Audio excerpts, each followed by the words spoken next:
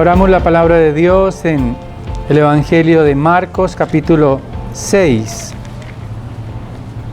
Hoy estaremos estudiando Marcos, capítulo 6, de los versículos 1 hasta el versículo 6.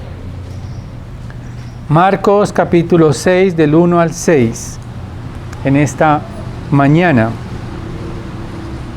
Y dice así la palabra inspirada por Dios.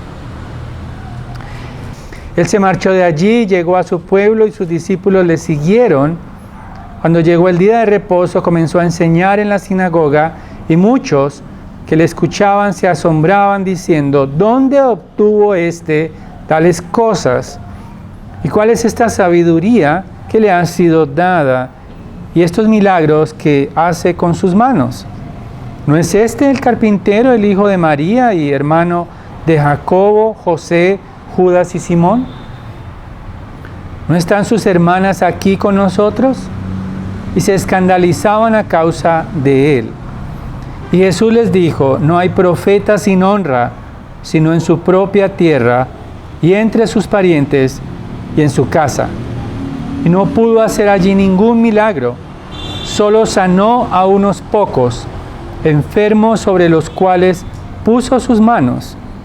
Estaba maravillado de la incredulidad de ellos y recorría las aldeas de alrededor enseñando. Padre, gracias por tu palabra, la cual nos da la fe necesaria para confiar en tu Hijo. Te pido que me auxilies con tu Espíritu como un instrumento para proclamar a Cristo y prepara nuestro entendimiento para crecer en fe y contrarrestar los peligros de la incredulidad. Te lo pedimos en Cristo Jesús. Amén. Y el título de este sermón es Increíble Incredulidad. Increíble incredulidad. Y la familiaridad con algo a veces nos hace ver que las cosas peligrosas no parecen tan peligrosas.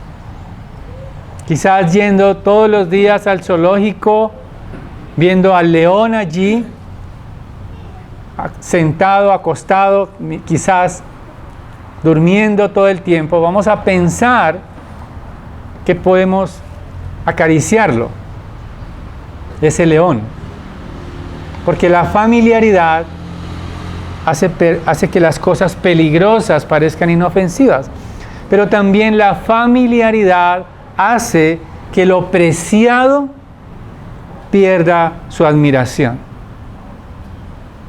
Mucha gente viene del exterior a ver las maravillas de Colombia. Hay muchos lugares hermosos de Colombia, pero quienes viven al lado de esos lugares tan hermosos, muchas veces pierden la admiración. Les parece que un extranjero no tiene que gastar su dinero viniendo de tan lejos para ver lo que ellos ven a diario, porque pierden la admiración por la familiaridad. Es muy interesante porque Marcos tiene este texto acerca de la incredulidad precisamente después de que una mujer con flujo de sangre y Jairo, el padre de una hija moribunda, han tenido la fe en Cristo, a tal punto que su desesperación es únicamente por Jesús.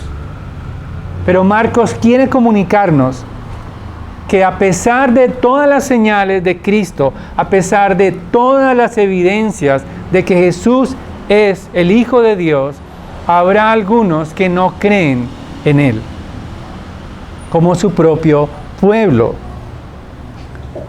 Pero no creen en Jesús no porque les falta información, no porque les falta conocimiento, no porque les faltan detalles, sino por la dureza de su corazón. Y ese es mi mensaje en esta mañana. Incredulidad es rechazar conscientemente la autoridad de Jesús. La incredulidad es el rechazo consciente y voluntario de la autoridad de Jesús. Y vamos a verlo en dos partes, esos 6 versículos. Los primeros 3 versículos vamos a ver que la incredulidad rechaza la autoridad de Jesús. Y en segundo lugar, de los versículos 4 al 6, la incredulidad impide la obra de Jesús. Vemos en los versículos del 1 al 3 cómo es rechazada la autoridad de Jesús. El Señor Jesús viaja, se marchó de Galilea, donde estaba haciendo esos milagros. Él acaba de resucitar una niña. Él acaba de poder librar a una mujer de su aflicción. Él está sanando enfermos, Él está liberando a los esclavos por el demonio. Él está obrando con poder. Su enseñanza ya está siendo recibida, la reenseñanza acerca del reino de Dios, que tiene una centralidad en el arrepentimiento para salvación. Él es el rey del reino, está avanzando en el reino, está proclamando el reino, está llamando a que se rindan al rey, pero, sin embargo, aquellos que están escuchando al rey del reino no tienen claro quién es él. Aún sus discípulos han creído y lo siguen, pero no tienen claro quién es este rey. Sin embargo, al llegar a su tierra, dice el versículo 2, el día de reposo, es decir, el primer día de la semana, él llega a una sinagoga en su propia tierra. Dice que llegó el día de reposo y muchos le escuchaban y se asombraban de él. Llegó a su pueblo, es decir, a Nazaret, donde él había pasado prácticamente toda su vida hasta la edad de 30 años. Los habitantes de Nazaret, un pueblo cerca al menos de Galilea, de la región de Galilea, a 32 kilómetros, es decir, que ya había llegado las noticias de Jesús, estaba muy cerca y ellos habían sido testigos de su fama, habían escuchado de sus milagros, habían escuchado quizás que él expulsaba demonios, habían escuchado de la resurrección de esta joven. Sin embargo, cuando él empieza a enseñar, parece que era la segunda vez que él enseñaba en esa sinagoga, la primera vez quisieron matarlo. Dicen los teólogos que la escena que vemos en Lucas cuando él abre el libro de Isaías y él dice esta palabra se ha cumplido, es decir, las buenas nuevas de salvación a los oprimidos, a los cautivos, ha llegado. Y él abre el libro de Isaías y él dice esta palabra se ha cumplido hoy, Isaías, en mí. Ahora les da una segunda oportunidad a los religiosos de esa sinagoga porque llega nuevamente a Nazaret. Todos lo miran de arriba a abajo a ver con qué va a salir esta vez. Pero lo miran con asombro. Dice el versículo 2, muchos de los que le escuchaban se asombraban de su sabiduría, de sus milagros. En otras palabras, estas personas religiosas se asombraban, pero no con el deseo de postrarse ante Jesucristo, no con el deseo de rendirse a Cristo, sino con el deseo de expulsarlo de la sinagoga. Ese asombro no es un asombro agradable, es un asombro de repudio ante aquel que habían visto crecer desde su niñez, ante aquel que habían visto cómo se desarrollaba como un carpintero normal, como un artesano. A ellos les parece ridículo que ahora se pare allí con sabiduría. Lo interesante es que ellos no dudan de su sabiduría. Ellos aceptan que tienen una sabiduría, es decir, un conocimiento de Dios, un conocimiento sobrenatural, un conocimiento celestial, un conocimiento que sobrepasa el intelecto humano. El problema con ellos es que no les cabe en la cabeza que aquel que creció con ellos ahora tenga esa sabiduría sin haber estudiado en Jerusalén, sin ser un rabí reconocido. Para ellos es un aparecido. Pero no solamente han sido testigos de su sabiduría, de la manera como él habla acerca de la Escritura, como enseña la Escritura, sino que también han visto sus milagros. Ellos han visto en su experiencia, o al menos lo que había llegado hasta ellos, es que Jesús era poderoso en sus milagros. No había duda de que Él tenía una sabiduría superior, celestial, y que sus milagros eran evidentes. Dice el versículo 2, y estos milagros que hace con sus manos. A pesar de ver los milagros, a pesar de ver el poder sobrenatural de Jesús, no admiten que Él es el Hijo de Dios. La única manera de hablar como Dios es que Dios está hablando. La única manera de hacer milagros que solo Dios puede hacer es porque Dios está haciendo los milagros. Es la única manera de ver a Cristo como Dios. Por lo tanto, es irracional no creer en Jesús. Es irracional negarse a creer que Jesús es el Hijo de Dios. No les cabe en la mente al Señor Jesucristo, como vamos a ver más adelante, como a pesar de sus milagros, a pesar de su gloria, si una mujer que había escuchado acerca de Él se postró ante Él para buscar su sanidad, cómo estos hombres, cómo este pueblo no quiere aceptar que Él es el Hijo de Dios.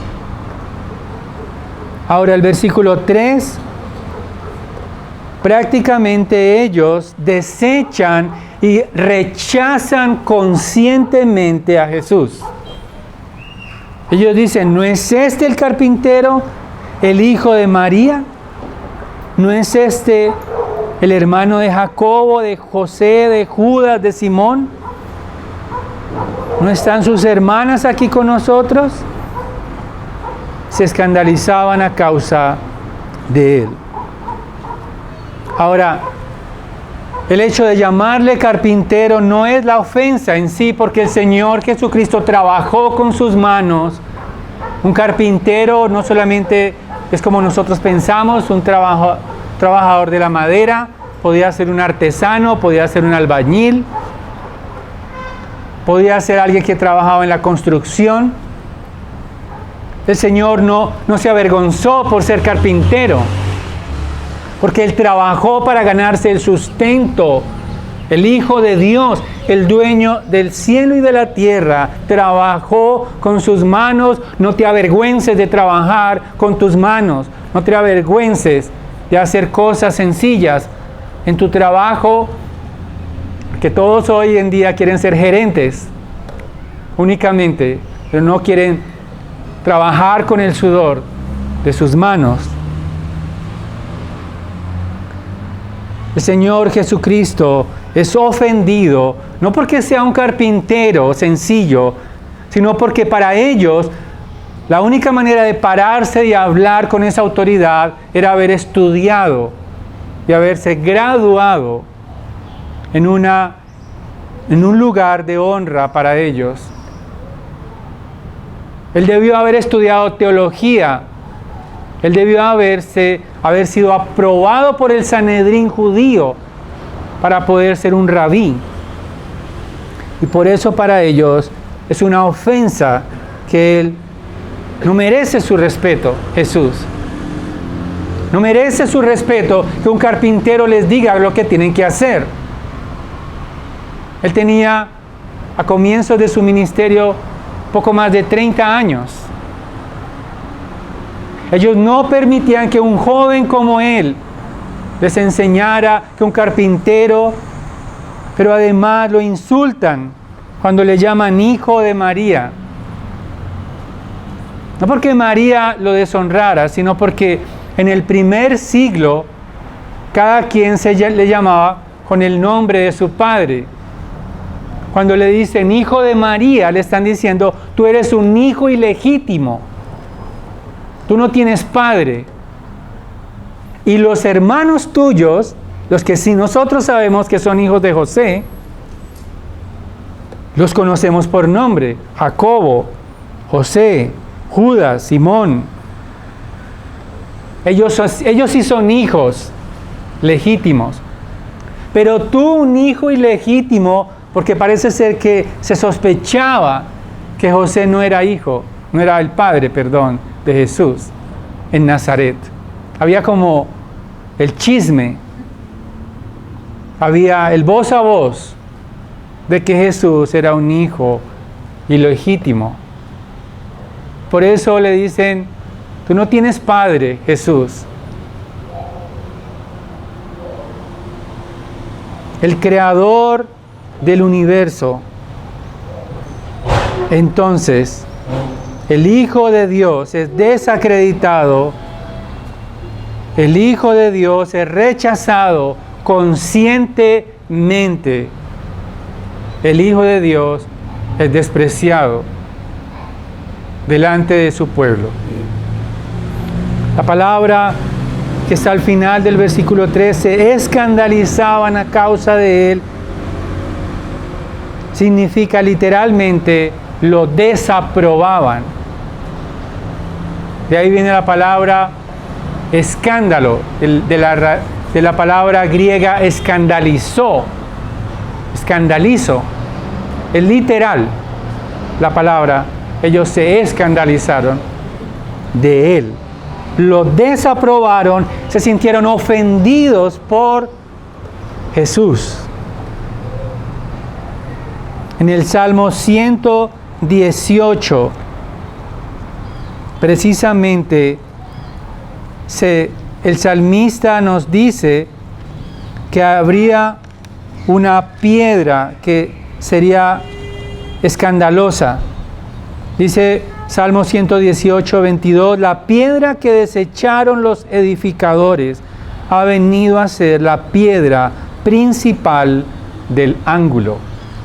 R.C. Sproul, teólogo muy conocido entre la doctrina reformada, dice que la palabra escandalizo también se usaba para desechar las piedras en una construcción. Las piedras que no eran no tenían un perfil adecuado, eran desechadas también. Por eso es que tiene sentido, porque el Señor Jesús están ellos escandalizados con la piedra que vendría a ser la piedra angular. La piedra que desecharon ellos vendría a ser la cabeza de toda la edificación. El rechazo a la autoridad de Jesús se produce también en este tiempo. Porque aquellos que conocen la Escritura, aquellos que conocen la resurrección, aquellos que conocen que Jesús vino en carne, Dios encarnado, estuvo en esta tierra, conscientemente niegan su deidad, niegan su autoridad, niegan obedecer a Jesús conscientemente a pesar de que le llaman el Hijo de Dios. Ahora, la incredulidad es un pecado muy peligroso.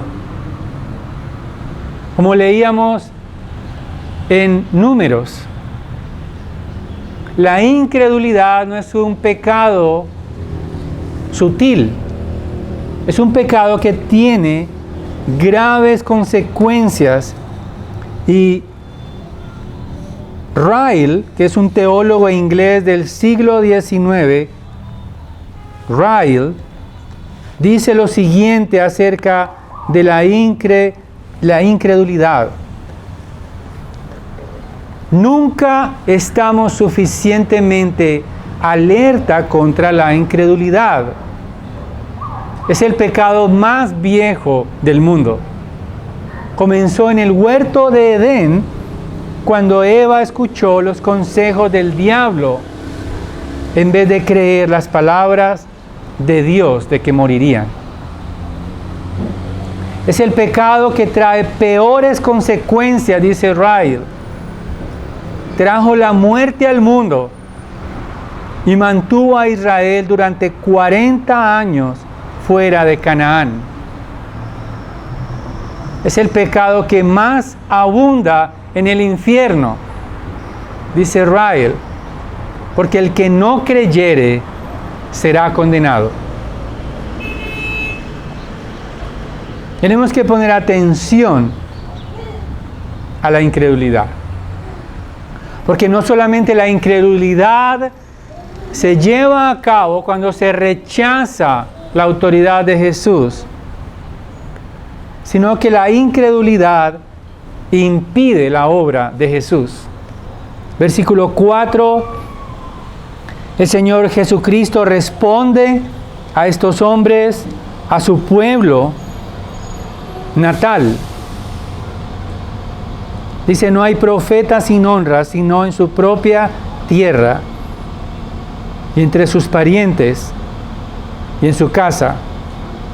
Y no pudo hacer allí ningún milagro, solo sanó a unos pocos enfermos, sobre los cuales puso sus manos. El Señor Jesús, en esta frase, admite que Él es el Hijo de Dios, pero es un profeta. Los profetas anunciaban las palabras de Dios. Los profetas no, como hoy se entiende a los profetas, no eran adivinadores del futuro. No tienen nada que ver, esos son adivinadores, no son profetas. El Señor Jesucristo está diciendo, yo soy un profeta, tal como Moisés lo mencionó en Deuteronomio capítulo 18, versículos 15 y 18. En Deuteronomio 18, Moisés, o más bien Dios le habla a Moisés, diciendo, Deuteronomio 18, 15, un profeta de en medio de ti, de tus hermanos como yo, te levantará el Señor tu Dios, a Él oiréis.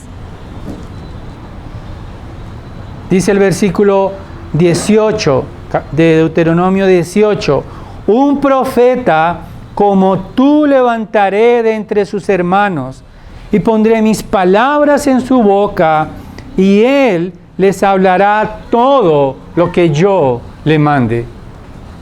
Jesús es el profeta anunciado desde Deuteronomio, porque las palabras de Jesús son las palabras autoritativas de Dios. Él es un profeta. Sin embargo, William Hendriksen también es un teólogo reformado muy conocido. Dice lo siguiente: Jesús no dijo que a un profeta le respetan en todo lugar, excepto en su pueblo, entre sus parientes y en su familia. lo que dijo fue que donde sea que un profeta recibe honra, ciertamente no será en su propia tierra. La incredulidad de estas personas impidió que Jesús obrara con su poder. Ahora es interesante porque no fue que el poder de Jesús se eliminó por la incredulidad de su pueblo, no. Él conservó la autoridad, Él conservó el poder, pero la incredulidad es un obstáculo para la obra de Jesús. Dice versículo 5, no pudo hacer allí ningún milagro. La palabra, el verbo no pudo, es el verbo en el idioma original, edunato, un verbo interesante, que significa literalmente no fue apto para hacer milagros. La incredulidad de ellos fue un obstáculo para que Él pudiera no solamente sanar, sino liberar a los cautivos por el pecado. La incredulidad obstruye la salvación. La incredulidad funciona de la misma manera que dice Romanos 1:18. El apóstol Pablo dice, porque la ira de Dios se revela desde el cielo contra toda impiedad e injusticia de los hombres que con injusticia restringen la verdad. En algunas versiones dice, los que detienen la verdad, los que detienen el avance del reino de Dios por su incredulidad, por sus sospechas acerca de Jesús. La incredulidad no solamente es el rechazo consciente a la autoridad de Jesús, sino que también detiene la obra de Jesús. Y por eso el Señor se maravilla de esta incredulidad.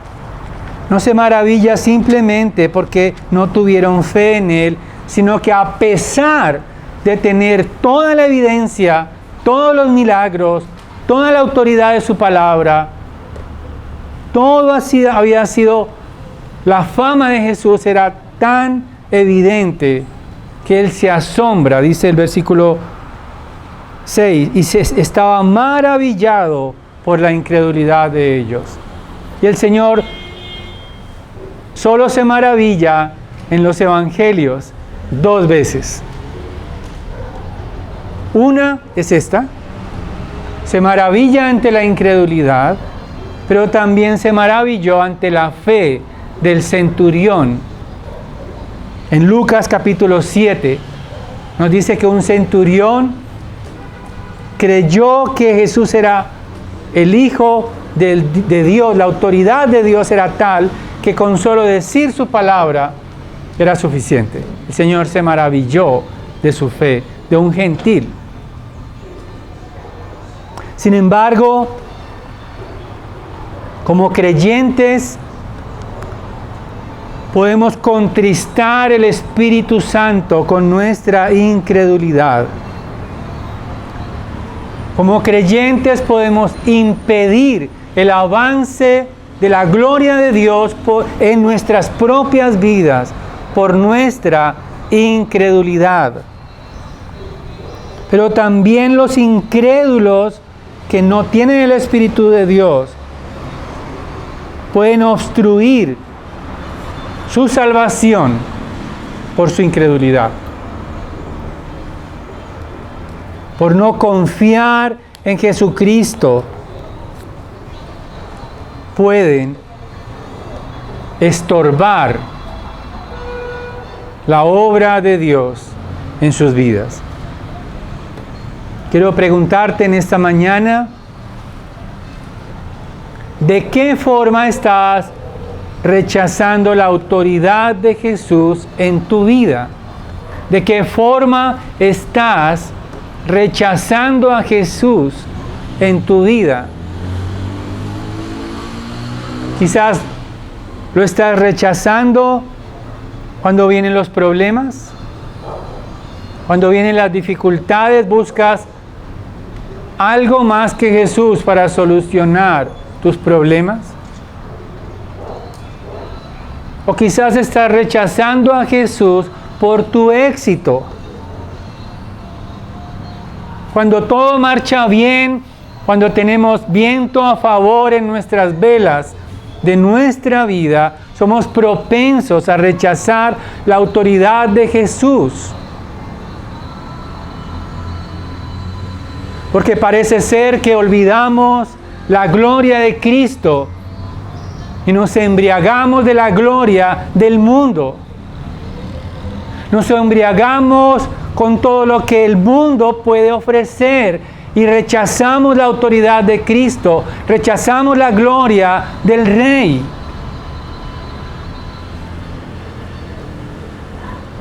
¿De qué manera estás impidiendo la obra de Jesús en tu vida? ¿De qué manera estás impidiendo que el crecimiento espiritual se desarrolle en tu alma? ¿De qué manera estás tratando de restringir el Evangelio en algunas áreas de tu vida? ¿Le entregas tu vida solamente el domingo en la mañana a Jesús, pero entre semana estás totalmente esperanzado en tu trabajo, esperanzado en tus ganancias, esperanzado en tu dinero, esperanzado en la aprobación de tus amigos, esperanzado en todo lo que quizás la vida social y el esplendor humano pueda ofrecerte? Quizás estás esperando el tiempo más propicio para consagrarte cuando ya estés debilitado en tus fuerzas.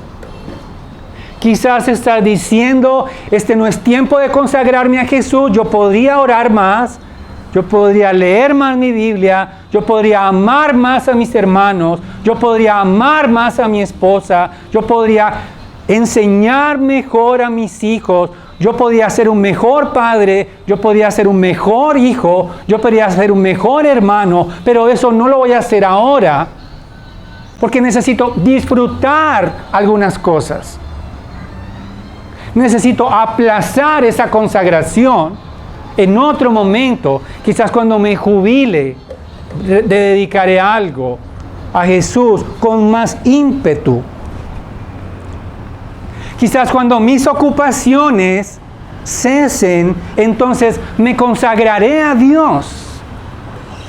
O quizás cuando esté en la UCI, llamaré a alguien que me hable con más fervor de Cristo para prepararme para la muerte. O quizás estás entregando lo mejor de tu vitalidad, lo mejor de tus energías juveniles a tus pasiones y no a Cristo. Y de esa manera estás impidiendo el avance del reino de Dios en tu vida. Estás postergando la bondad de Dios sobre tu alma. Estás postergando la gloria de Cristo.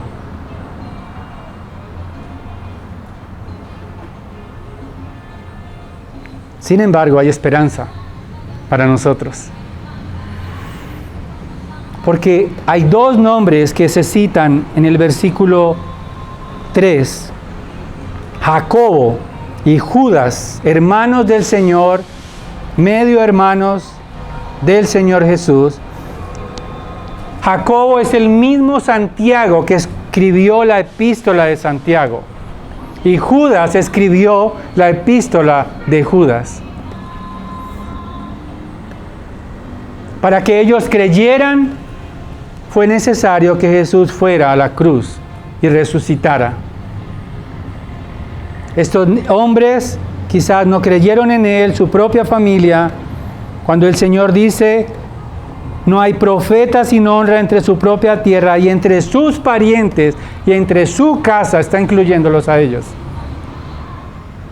Sus parientes cercanos. Pero ellos creyeron en Jesús. Y todos nosotros estamos a este lado de la cruz. Tenemos toda la evidencia en la palabra de Dios.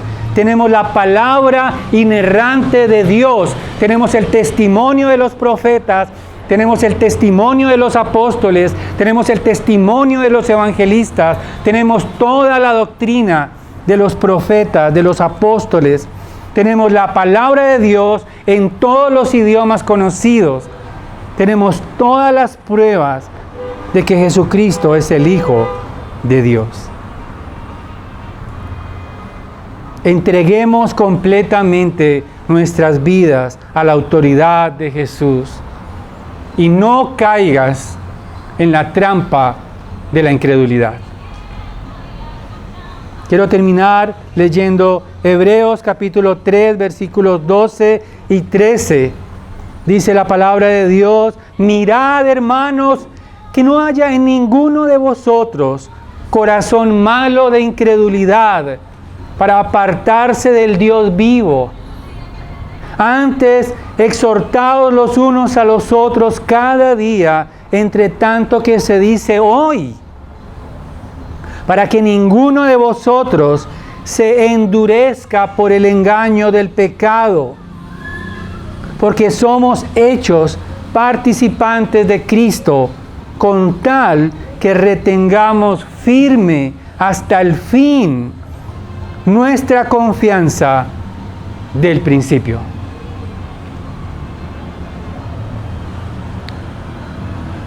Vamos a orar.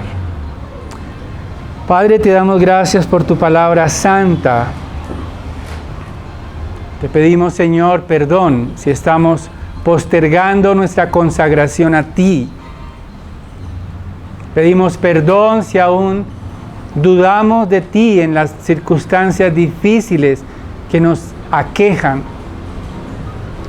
Te pedimos perdón si quizás cuando disfrutamos de salud, de vitalidad, de todo lo que, Señor, nos has dado, nuestras necesidades cubiertas, nuestra fortaleza está latente, pero aún así, Señor, dudamos de tu grandeza. Perdónanos, Padre, bendice a tu pueblo, bendice a tu iglesia, para que la incredulidad no nos golpee, ni nos haga caer y tropezar. Y si lo hacemos, podamos ver a la cruz, podamos ver a tu victoria sobre la muerte, para encontrar refugio y poder ir a tu palabra para encontrar fe y fortaleza en tiempos de angustia. Te lo pedimos y te lo imploramos por los méritos de Cristo Jesús. Amén.